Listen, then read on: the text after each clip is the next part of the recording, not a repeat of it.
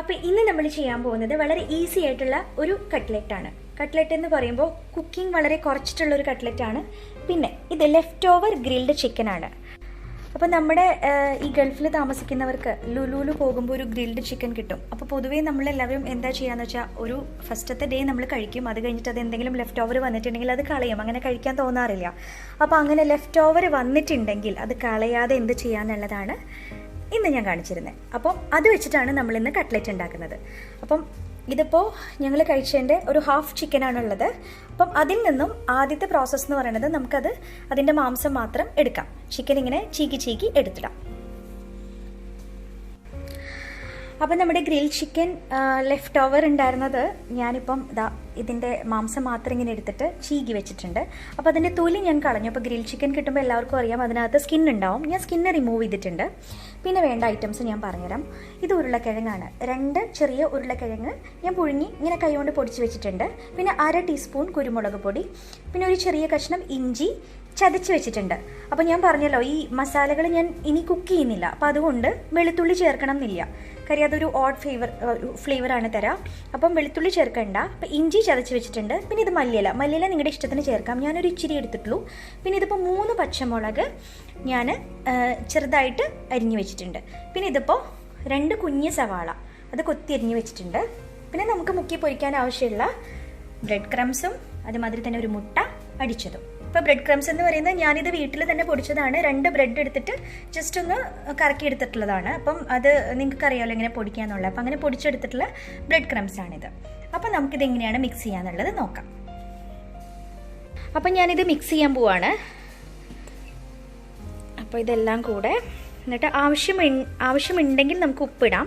കാര്യം ഗ്രിൽ ചിക്കനിൽ ഓൾറെഡി ഉപ്പുണ്ട്. പിന്നെ ഞാൻ പൊട്ടേറ്റോ അതുമാതിരി വേവിച്ചിട്ടുള്ളത് കുറച്ച് ഉപ്പിട്ടിട്ടുള്ളതാണ്. അപ്പോൾ ഇനിയിപ്പോൾ ആവശ്യമുണ്ടെങ്കിൽ മാത്രം ഉപ്പ് ചേർക്കാം. അപ്പം ഞാനിത് മിക്സ് ചെയ്തിട്ട് കാണിച്ചു തരാം. അപ്പം ഞാനിതിവിടെ ഇങ്ങനെ മിക്സ് ചെയ്തിട്ട് വെച്ചിട്ടുണ്ട്. ഓക്കെ, അപ്പം ഞാൻ പറഞ്ഞല്ലോ ഇനി ഇത് ഞാൻ കുക്ക് ചെയ്യുക അല്ലെങ്കിൽ ഉള്ളി വഴറ്റിയിട്ടൊന്നുമല്ല നമ്മൾ ചെയ്യുന്നത്. ഇത് വളരെ ഈസി മെത്തേഡാണ്. കാര്യം പിന്നെ നമ്മളിത് എന്തായാലും ഡീപ് ഫ്രൈ ചെയ്യുന്നുണ്ട്. അപ്പോൾ പിന്നെ വീണ്ടും കുക്ക് ചെയ്തിട്ട് കൂടുതൽ ഓയിൽ നമുക്ക് കൊടുക്കേണ്ട ആവശ്യമില്ല. അപ്പോൾ ഇനി ഇതിങ്ങനെ വെച്ചിട്ട് നമ്മളൊരു 5 മിനിറ്റ് ഞാനിത് വെക്കുന്നുണ്ട്. അതിനുശേഷം നമുക്ക് കട്ട്ലറ്റ്സിൻ്റെ ഷേപ്പിൽ ഉരുട്ടിയെടുക്കാം. അപ്പം നമുക്കിത് ഉരുട്ടിയെടുക്കാം. അപ്പം ഞാനിത് ഒരു ചെറുതായിട്ടുള്ള ഒരു ഓവൽ ഷേപ്പിലാണ് ചെയ്യുന്നത്. നിങ്ങൾക്ക് ഇഷ്ടമുള്ള ഷേപ്പിൽ ചെയ്യാം. അല്ലെങ്കിൽ ഇപ്പോൾ കട്ട്ലറ്റ് ഉണ്ടാക്കാൻ ഇപ്പോൾ പല അച്ചുകൾ കിട്ടുന്നുണ്ട് അതിൻ്റെ ഒരു ഷേപ്പ് കിട്ടാനായിട്ട്. അപ്പോൾ നിങ്ങൾക്ക് ഇഷ്ടമുള്ള ഷേപ്പിൽ എടുക്കാം. അപ്പോൾ കുറച്ചൊരു ഓവൽ ഷേപ്പായിട്ട് ഇങ്ങനെ ഞാൻ വെക്കുന്നുണ്ട്. അപ്പം നമ്മുടെ കട്ട്ലറ്റ്സൊക്കെ ഇങ്ങനെ ഷേപ്പ് ചെയ്ത് എടുത്തിട്ടുണ്ട്. അപ്പോൾ നമുക്കിനി ഓരോന്നെടുത്തിട്ട് മുട്ടയിൽ മുക്കി ബ്രെഡ് ക്രംസിൽ കോട്ട് ചെയ്ത് എടുക്കാം. അപ്പം ഇങ്ങനെ എടുക്കാം. എക്സസ് ഉള്ള മുട്ട ഇങ്ങനെ എടുക്കുക, ബ്രെഡ് ക്രംസിൽ വെക്കുക. നെക്സ്റ്റ് ഹാൻഡ് കൊണ്ട് ഷേപ്പ് ചെയ്തിട്ട് എടുക്കുക. കാര്യം നമ്മുടെ ഇപ്പോൾ റൈറ്റ് ഹാൻഡ് കൊണ്ടാണ് ഞാൻ എഗ്ഗിൽ ഡിപ്പ് ചെയ്തത്. അപ്പോൾ അതേ കൈ കൊണ്ട് ചെയ്യാണ്ടിരിക്കുക. ഇങ്ങനെ ഷേപ്പ് ചെയ്തിട്ട് എടുക്കുക. കണ്ടോ, എക്സസ് ഉള്ളത് നിങ്ങൾ തട്ടിക്കളയാം.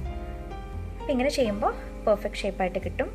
ഇനി ഇങ്ങനെ എല്ലാം നമുക്ക് ചെയ്തെടുക്കാം. അപ്പോൾ നമ്മുടെ കട്ട്ലറ്റ്സൊക്കെ ഞാൻ കോട്ട് ചെയ്ത് എടുത്തിട്ടുണ്ട്. നമ്മുടെ മുട്ടയിൽ മുക്കി അതുമാതിരി തന്നെ ബ്രെഡ് ക്രംസിൽ കോട്ട് ചെയ്ത് ഭംഗിയായിട്ട് വെച്ചിട്ടുണ്ട്. ഇനി നമുക്കിത് ഫ്രൈ ചെയ്തിട്ടെടുക്കാം. അപ്പം ഞാൻ എണ്ണ ചൂടാക്കാനായിട്ട് വെച്ചിട്ടുണ്ട്. അപ്പം ഇത് സൺഫ്ലവർ ഓയിലാണ്, വെളിച്ചെണ്ണയല്ല. അപ്പോൾ നമുക്ക് നമ്മുടെ കട്ട്ലറ്റ്സ് പൊരിച്ചെടുക്കാം. അപ്പം ഞാൻ എപ്പോഴും പറയുന്നത് പോലെ തന്നെ ഇമ്പോർട്ടൻ്റ് ആണ് നമ്മുടെ ടെമ്പറേച്ചർ. അപ്പം ഞാനൊരു മീഡിയം ഹൈയിലാണ് വെച്ചിട്ടുള്ളത്. അപ്പം ഞാൻ ഫസ്റ്റത്തെ കട്ട്ലറ്റ്സ് ഇടുകയാണ്. കട്ട്ലറ്റ്സൊക്കെ പൊരിക്കുമ്പോൾ അടുത്തുനിന്ന് മാറാണ്ടിരിക്കുക. കാര്യം അല്ലെങ്കിൽ നമുക്ക് ഉദ്ദേശിക്കുന്ന ഒരു റിസൾട്ട് കിട്ടൂല. അപ്പം ഇങ്ങനെ ഇപ്പം 3 എണ്ണ ഇട്ട് കൊടുക്കുന്നുള്ളൂ. നമുക്ക് നോക്കാം. അപ്പോൾ പെട്ടെന്നായി ഒരു 20 സെക്കൻഡ്സ് എടുത്തിട്ടുണ്ട്. അപ്പോൾ ഗോൾഡൻ ബ്രൗൺ കളറായി ഒരു സൈഡ്. നമുക്ക് തിരിച്ചിടാം.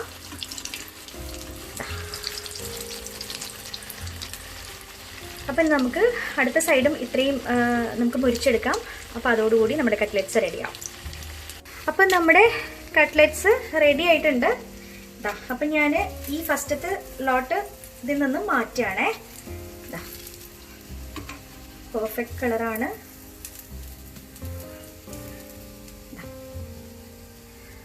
അപ്പം ഇങ്ങനെ ബാക്കിയുള്ളത് കൂടെ പൊരിച്ചെടുക്കാം.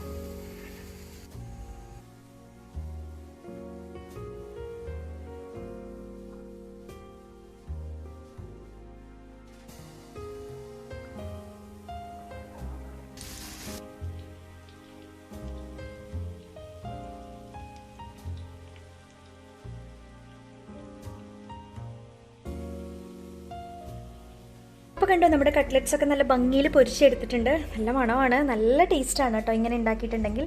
സമയവും ലാഭിക്കാം, കാര്യം നമുക്ക് ഈ മസാലകളൊന്നും നമ്മൾ വേറെ കുക്ക് ചെയ്യുന്നില്ലല്ലോ. അപ്പോൾ നമുക്ക് വളരെ ഈസി ആയിട്ട് ഇങ്ങനെ കട്ട്ലറ്റ്സ് ഉണ്ടാക്കിയെടുക്കാം. അപ്പോൾ ഇനി ഗ്രിൽ ചിക്കൻ ബാക്കി വന്നു എന്നുള്ളത് കൊണ്ട് അത് കളയണ്ട. അപ്പോൾ നമുക്കിങ്ങനെ ഗ്രിൽ ചിക്കൻ വെച്ചിട്ട് ഇങ്ങനെ കട്ട്ലറ്റ്സ് ഉണ്ടാക്കിയെടുക്കാം. അപ്പോൾ നമുക്കിനി ഇത് പ്ലേറ്റ് ചെയ്യാം. ഓക്കെ, അപ്പോൾ ഒരു ഇച്ചിരി ടൊമാറ്റോ സോസ് ഇങ്ങനെ വെക്കാം, 2 കട്ട്ലറ്റ്സ് വെക്കാം, പിന്നെ കുറച്ച് സവാള, പച്ചമുളക്. നമ്മുടെ കട്ട്ലറ്റ്സ് ഇങ്ങനെ നമുക്ക് കൊടുക്കാം.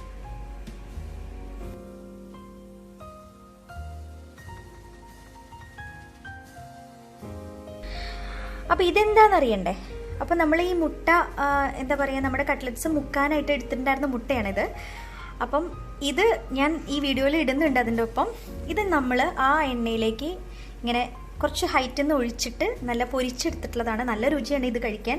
ഇത് ഈ കട്ട്ലറ്റിൻ്റെ കൂടെ കൊടുക്കുകയാണെന്ന് വെച്ചാൽ നല്ല ടേസ്റ്റാണ്. അപ്പോൾ ബാക്കി വരുന്ന മുട്ട കൊണ്ട് സാധാരണ നമ്മൾ ബാക്കി വരുമ്പോൾ ഈ മുട്ട കളയാണ് ചെയ്യുക. ഇതിങ്ങനെ എന്നിട്ട് ചിറ്റിച്ചെടുത്തിട്ട് നമ്മൾ ആ ഒരു അരിപ്പ പോലെയുള്ള ആ കണ്ണാപ്പ വെച്ചിട്ട് ഇങ്ങനെ കോരിയെടുക്കുക.